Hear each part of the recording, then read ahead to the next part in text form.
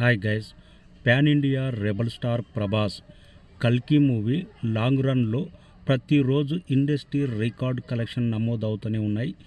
ఓవర్సీస్లో all time industry record.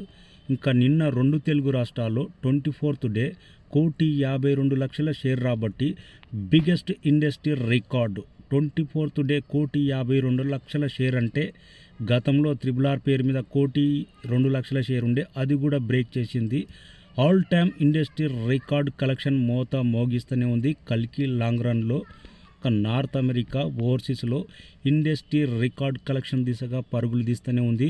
20.2 మిలియన్స్తో Baahubali 2 ఉండే, ఆ record కూడా బ్రేక్ అవ్వబోతుంది.